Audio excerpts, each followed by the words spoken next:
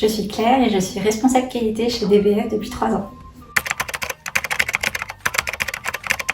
Un audit, ça sert à évaluer le niveau de conformité au sein d'un établissement, donc que ça soit un restaurant, que ça soit une boulangerie, une charcuterie. Et du coup, en fait, on va aller établir la liste des non-conformités qui ont été détectées par rapport aux exigences réglementaires.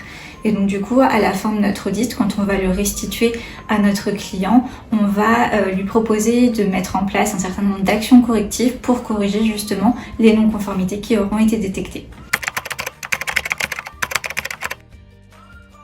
Pendant un audit, on va aller faire un tour au niveau des locaux et on va aller regarder un certain nombre de choses. On va aller regarder le nettoyage, le stockage des denrées, le PMS qui est mis en place et puis un certain nombre d'autres choses. Je ne vais pas tous les détailler.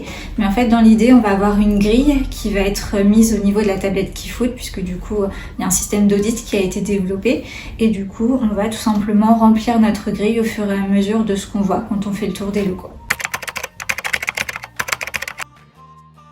Donc un PMS, c'est un plan de maîtrise sanitaire et ça va regrouper toutes les procédures qui sont mises en place au sein d'un établissement pour garantir la sécurité sanitaire des aliments.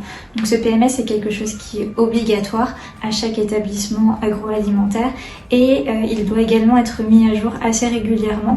Donc assez régulièrement, c'est-à-dire en fait on va aller le mettre à jour quand on a un changement d'activité ou alors quand on a une alerte, soit une toxi-infection alimentaire ou alors une alerte au niveau des analyses microbiologiques et on va aller corriger justement les procédures qui sont mises en place dans le PMS pour éviter que cette non-conformité ne se déclare à nouveau.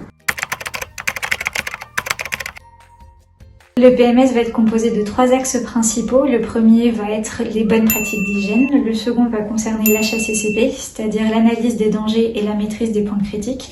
Et le dernier point va consister en la traçabilité et la gestion des non-conformités. On s'occupe principalement des formations en hygiène alimentaire et en HACCP et du coup ces formations sont à destination de tous les acteurs de l'industrie agroalimentaire. Donc ça peut être les restaurateurs, comme ça peut être les boulangers, les charcutiers et tous les autres acteurs qui existent. Et donc du coup on va essayer d'adapter les formations bien sûr au secteur d'activité puisque du coup on va avoir des petites spécificités dans chacune et les autres n'en ont pas forcément besoin.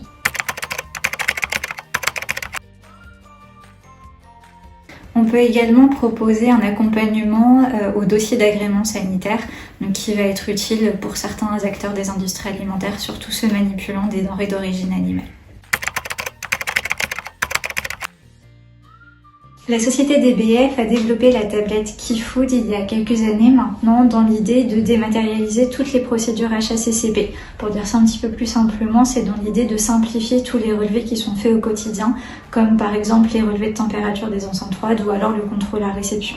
Mais cette tablette va aussi présenter l'avantage de regrouper sur un même support les relevés ainsi que tous les documents du plan de maîtrise sanitaire, comme par exemple les protocoles qui sont mis en place et qui peuvent être affichés en zone de préparation.